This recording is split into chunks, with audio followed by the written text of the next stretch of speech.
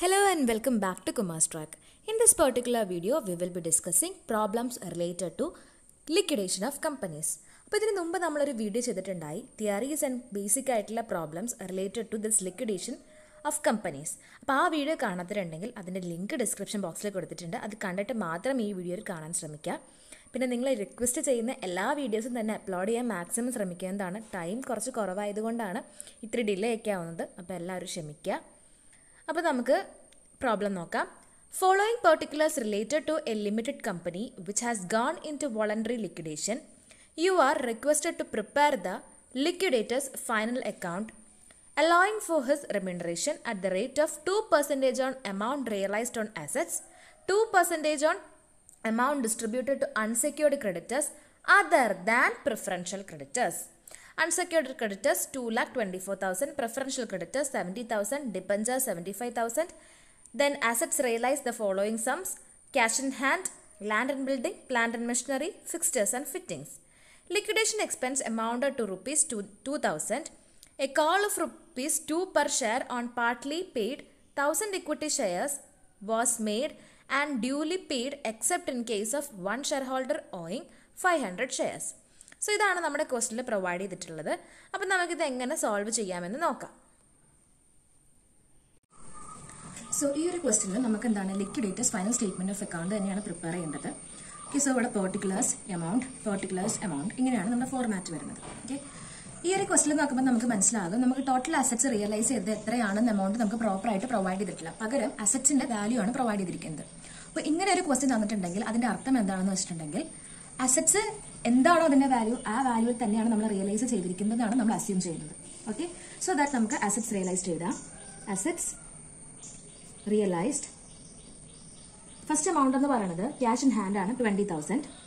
Cash in hand 20,000. Next വരുന്നത് land and building ആണ്. Land and building 1,30,000. അടുത്ത വരുന്നത് പ്ലാന്റ് ആൻഡ് മെഷീനറി ആണ്. Plant and machinery 1,10,500. അടുത്ത വരുന്നത് ഫിക്സ്ചേഴ്സ് ആൻഡ് ഫിറ്റിംഗ്സ് 7,500. സോ ഇതായിരിക്കും നമ്മുടെ ടോട്ടൽ അസറ്റ്സ് റിയലൈസ്ഡ്. ഇവിടെ നമുക്ക് ടോട്ടൽ അസറ്റ് റിയലൈസ് ചെയ്ത എമൗണ്ട് പ്രോപ്പറായിട്ട് പറഞ്ഞിട്ടില്ല. അതുകൊണ്ടാണ് നമ്മൾ അസറ്റ്സ് റിയലൈസ്ഡിന് എല്ലാ അസറ്റ്സിന്റെയും ഒറിജിനൽ വാല്യൂ എന്താണോ ബുക്ക് വാല്യൂ എന്താണോ അതിന്റെ ടോട്ടലാണ് നമ്മൾ എടുക്കുന്നത്. ഓക്കെ, അപ്പോൾ നമുക്ക് അസറ്റ്സ് റിയലൈസ്ഡ് കിട്ടി. ഓക്കെ, നെക്സ്റ്റ് നമുക്ക് നോക്കാം. ക്വസ്റ്റ്യൻ നോക്കുമ്പോൾ നമ്മുടെ അടുത്ത് പറഞ്ഞിട്ടുണ്ട് ലിക്വിഡേഷൻ എക്സ്പെൻസ് ഉണ്ട്. സോ പേയ്മെന്റ് സൈഡിൽ ഫസ്റ്റ് വരുന്നത് ഏതാണ്? ലിക്വിഡേഷൻ എക്സ്പെൻസ് ആണ്. Okay, so this is receipt side ആണ് and this is payment side ആണ്. ഓക്കെ, സോ പേയ്മെന്റ് സൈഡിൽ ഫസ്റ്റ് വരുന്നത് ലിക്വിഡേഷൻ എക്സ്പെൻസ് ആണ്. സോ ലിക്വിഡേഷൻ എക്സ്പെൻസ് നമുക്ക് അഡ്ജസ്റ്റ്മെന്റിൽ തന്നിട്ടുണ്ട്. Liquidation expense amount of rupees 2,000. അടുത്തായി നമുക്ക് കൊടുക്കേണ്ടത് ഏതാണ്? ലിക്വിഡേറ്ററിന്റെ റെമ്യൂണറേഷൻ ആണ് അല്ലെ? ലിക്വിഡേറ്ററിന്റെ റെമ്യൂണറേഷൻ ആണ് അടുത്തായിട്ട് കൊടുക്കേണ്ടത്. സോ ലിക്വിഡേറ്റേഴ്സ് റെമ്യൂണറേഷൻ എന്തിന്റെ ബേസിലാണ്? 2% on assets realized and 2% on the amount to be distributed to unsecured creditors other than preferential creditors. Okay, so 2% on എന്താണ്? അസറ്റ്സ് റിയലൈസ്ഡ് ആണ്. 2% on assets realized ആണ്. സോ ടോട്ടൽ അസറ്റ് എടുക്കുക.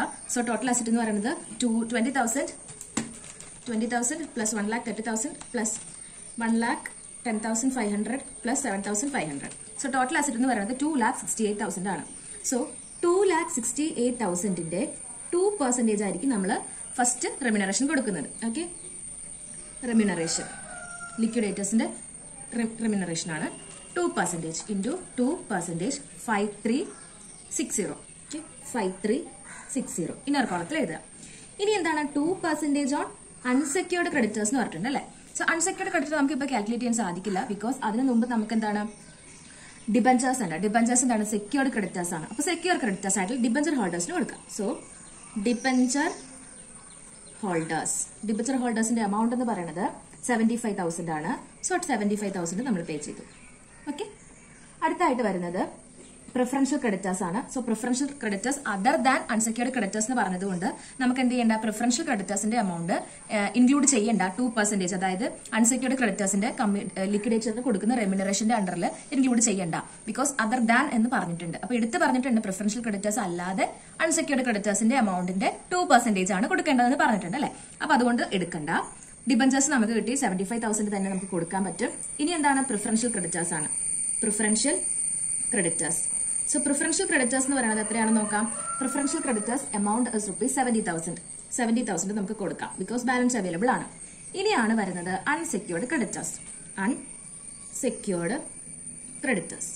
ഇനി എന്താ നോക്കേണ്ടതെന്ന് വെച്ചിട്ടുണ്ടെങ്കിൽ നമ്മുടെ ടോട്ടൽ ആയിട്ടുള്ള ഓക്കെ ഇത് കൂടാണ്ട് എന്താണ്, കോൾസ് 9,500 ഷെയർസിന്റെ 2 ഈച്ച് വരുന്നുണ്ട് അല്ലെ. 9,500 ഷെയർസിന്റെ കോൾസ് ഇൻ അരിയേഴ്സ് വരുന്നുണ്ട്. 9,500 ഷെയർസിന്റെ 2, അതായത് ലാസ്റ്റ് നമുക്ക് പ്രൊവൈഡ് ചെയ്തിട്ടുണ്ട് A call of ₹2 per share on the partly paid up 10,000 equity shares were made and duly paid except in case of one shareholding owning 500 shares. So calls in arrears 10,000 equity ഷെയർസിന്റെ 500 ഷെയർസിന്റെ share holder മാത്രം നമുക്ക് payment repay ചെയ്തില്ല, ബാക്കി എല്ലാവരും നമുക്ക് payment തന്നു. ₹2 ആണ്. Okay, so that is 9,500 into 2, you will be getting 19,000. ഇനി നമുക്ക് എന്ത് ചെയ്യാം, ഈ റിസീപ്റ്റ് സൈഡിന്റെ ടോട്ടൽ എടുക്കാം. ഓക്കെ, സോ റിസീപ്റ്റ് സൈഡിന്റെ ടോട്ടൽ എന്ന് പറയുന്നത് 90,000 plus 7,500 plus 11, 500 plus 1,30,000 plus 20,000, you will be getting 2,87,000. Okay, അടുത്തായി നമുക്ക് നോക്കേണ്ടത് അൺസെക്യൂർഡ് ക്രെഡിറ്റേഴ്സിന്റെ എത്ര എമൗണ്ട് ഫുൾ പേയ്മെന്റ് കൊടുക്കാനുള്ള എമൗണ്ട് നമ്മുടെ കയ്യിലുണ്ടോ എന്ന് നമുക്ക് ചെക്ക് ചെയ്യണം. ഓക്കെ, സോ ദാറ്റ് ഈ ടോട്ടൽ റിസീപ്റ്റ് സൈഡിന്റെ ടോട്ടലിൽ നിന്നും പേയ്മെന്റ് സൈഡ് ഡിഡക്ട് ചെയ്യാം. That is 2,000 minus 5,360 minus 75,000 minus 70,000. Balance വരുന്നത് 1,39,440 ആണ് വരുന്നത്. 1,39,440. ഓക്കെ, 1,39,440 ആണ് നമുക്ക് ബാലൻസ് വരുന്നത്. വിച്ച് മീൻസ് നമ്മുടെ unsecured ക്രെഡിറ്റേഴ്സിന്റെ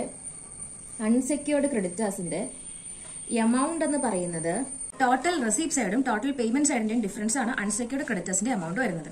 so total receipt side 2,87,000 ആണ്.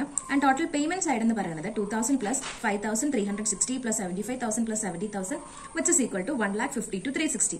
ഓക്കെ, സോ ഇതിന്റെ ഡിഫറൻസ് നോക്കുക. Difference will be 1,34,640. 1,34,640. ഇത്രയും എമൗണ്ട് ആണ് നമ്മുടെ അൺസെക്യൂർഡ് ക്രെഡിറ്റേഴ്സിന് അവൈലബിൾ ആയിട്ടുള്ളത്. ഇനി ഈ എമൗണ്ടിന്റെ 2% ആണ് നമ്മുടെ അടുത്ത് ലിക്വിഡേറ്ററിന് റെമ്യൂണറേഷൻ കൊടുക്കാനായിട്ട് പറഞ്ഞിരിക്കുന്നത്. ഓക്കെ, അപ്പൊ നമുക്ക് നോക്കാൻ മനസ്സിലാകും അൺസെക്യൂർഡ് ക്രെഡിറ്റേഴ്സിന്റെ എമൗണ്ട് നമുക്ക് തന്നിരിക്കുന്നത് 2,24,000 ആണ്. ഓക്കെ, 2,24,000 ആണ്. വിച്ച് ഇസ് എന്താണ്, ഈ നമുക്ക് കിട്ടിയിരിക്കുന്ന ആക്ച്വലി അവർക്ക് കൊടുക്കാൻ ഉള്ള എമൗണ്ട് എന്ന് പറയുന്നത് ലെസ് ആണ്. സോ നമ്മുടെ ലിക്വിഡേറ്റേഴ്സ് റെമ്യൂണറേഷൻ നമ്മൾ കാൽക്കുലേറ്റ് ചെയ്യുമ്പോൾ 1,34,640 into 2 divided by 100 plus 2, which is equal to 2 divided by 102, which is equal to 2,640 ആണ് നമ്മുടെ ലിക്വിഡേറ്ററിന് വരുന്ന remuneration. 2,640. Okay, so total remuneration to liquidator എന്ന് പറയുന്നത് 5,360 പ്ലസ് 2,640 വിച്ച് ഇസ് 8,000 ആണ് ടോട്ടൽ റെമ്യൂണറേഷൻ വരുന്നത്. ഓക്കെ, ഇനി നമുക്ക് എന്ത് ചെയ്യാം, അൺസെക്യൂർഡ് ക്രെഡിറ്റേഴ്സിന്റെ എമൗണ്ട് കാൽക്കുലേറ്റ് ചെയ്യാം. സോ അൺസെക്യൂർഡ് ക്രെഡിറ്റേഴ്സിന്റെ എമൗണ്ടിന്റെ അകത്തു നിന്നാണ് നമ്മൾ ലിക്വിഡേറ്റേഴ്സിന് 2% കൊടുത്തത് റെമ്യൂണറേഷൻ. സോ 134640 നിന്നും 2640 ഡിഡക്ട് ചെയ്താൽ U will be getting 1,32,000. And ഈ 1,32,000 ആണ് നമ്മുടെ അൺസെക്യൂർഡ് ക്രെഡിറ്റേഴ്സിന് കൊടുക്കേണ്ട എമൗണ്ട്. ഓക്കെ, ഇനി നമുക്ക് ടോട്ടൽ എടുത്ത് നോക്കാം ടാലി ആവണ്ടോന്ന്. 10,000, 7,000, 8,000, 2,000, 2,87,000 തന്നെ വരുന്നുണ്ട്. സോ എങ്ങനെയാണ് നമ്മൾ പ്രോബ്ലം സോൾവ് ചെയ്യേണ്ടത്? സോ നമ്മുടെ നെക്സ്റ്റ് ക്വസ്റ്റ്യൻ ഇതാണ്. A company went into liquidation with the following details. Assets realised 7 lakh, liquidation expenses 12,600, creditors including salaries of staff 8,400, that is 95,200. Share capital consists of 7,000, 6% preference shares of ₹30 each. 1 year dividend are in arrears. 2,10,000 ആണ് preference share capital വരുന്നത്. അതിൻ്റെ 6% ആണ് dividend വരുന്നത്. And dividend arrears ആണ്. അപ്പോൾ dividend നമ്മൾ കൊടുക്കണം. 40,000 equity shares of 10 each, 9 called up. Okay, so 40,000 into 9, that is 1,26,000 ആണ് ഇക്വിറ്റി ഷെയർ ക്യാപിറ്റൽ വരുന്നത്. Then commission is 3% on assets realized. Assets realized, that is 7 lakh in 3% ആണ് commission വരുന്നത്, liquidators remuneration. Then 2% of the amount of shareholders.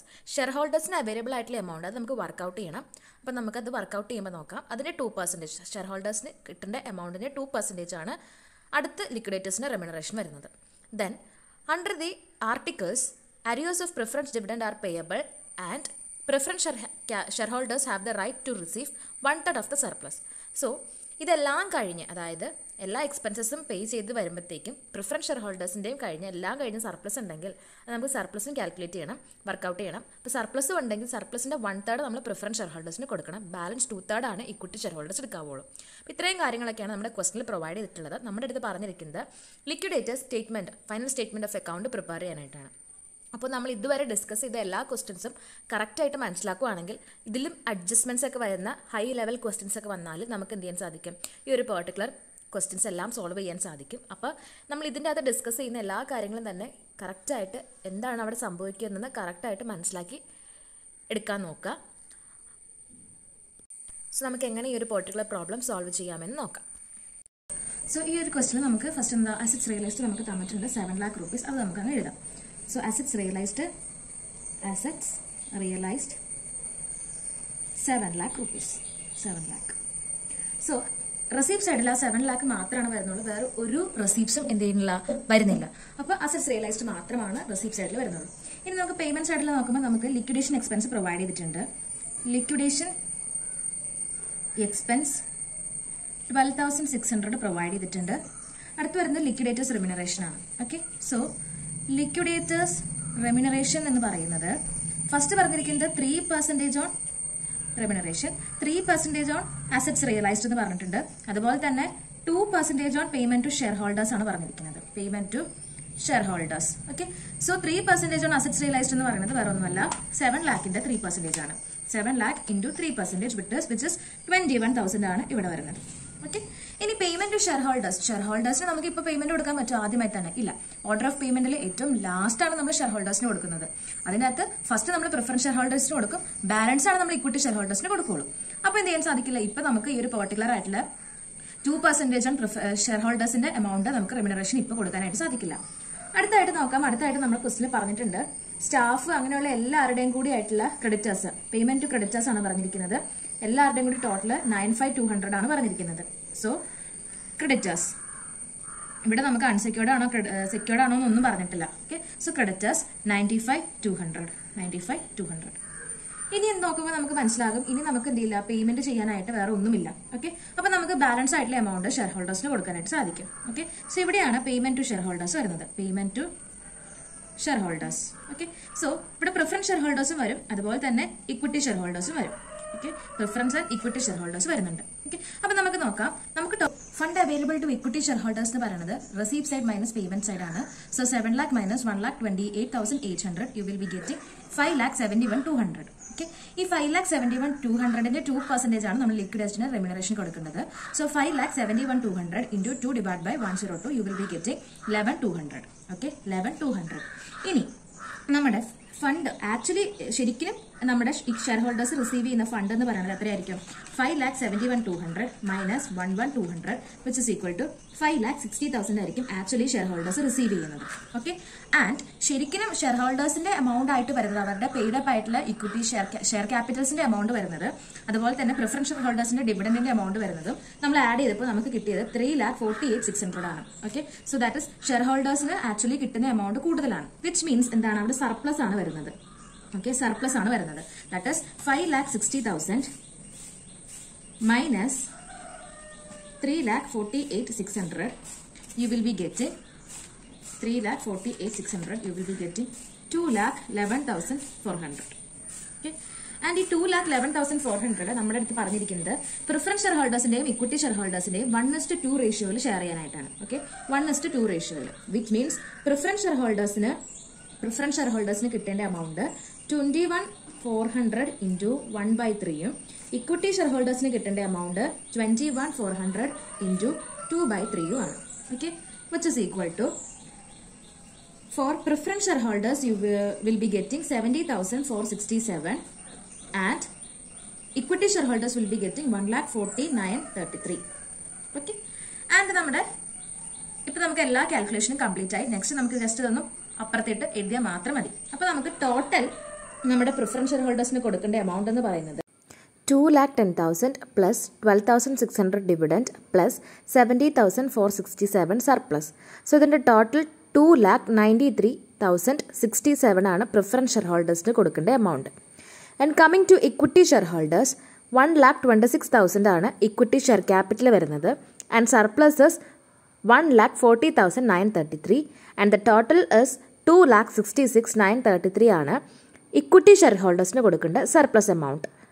ലിക്വിഡേറ്ററിന്റെ remuneration നമ്മൾ calculate ചെയ്തു, which is 11,200. So total ലിക്വിഡേറ്ററിന്റെ remuneration എന്ന് പറയുന്നത് വരുന്നത് 3,200 ആണ്. 3,200 ആണ്. ഇനി നമ്മൾ പേയ്മെന്റ് ടു ഇക്വിറ്റി ഷെയർ ഹോൾഡേഴ്സും പേയ്മെന്റ് ടു പ്രിഫറൻസ് ഷെയർ ഹോൾഡേഴ്സും നമ്മൾ കാൽക്കുലേറ്റ് ചെയ്ത് വെച്ചിട്ടുണ്ട്. ഓക്കെ, സോ നമ്മുടെ ഇക്വിറ്റി ഷെയർ ഹോൾഡേഴ്സിന് വരുന്നത് എന്ന് പറയുന്നത് 2,66,933 പ്രിഫറൻസ് ഷെയർ ഹോൾഡേഴ്സിന് വരുന്നത് 2,93,067 ആണ്. 2,93,067 ആണ്. So total U will be getting 7 lakh. ഇങ്ങനത്തെ ടൈപ്പ് ഓഫ് ക്വസ്റ്റ്യൻസ് സോൾവ് ചെയ്യേണ്ടത്. അപ്പോൾ ഈ ഒരു വീഡിയോയിൽ നമ്മൾ ഡിസ്കസ് ചെയ്ത എല്ലാ കാര്യങ്ങളും എല്ലാവർക്കും തന്നെ മനസ്സിലായെന്ന് വിശ്വസിക്കുന്നു, യൂസ്ഫുൾ ആണെന്ന് വിശ്വസിക്കുന്നു. Don't forget to like, share and subscribe our channel. Thank you for watching.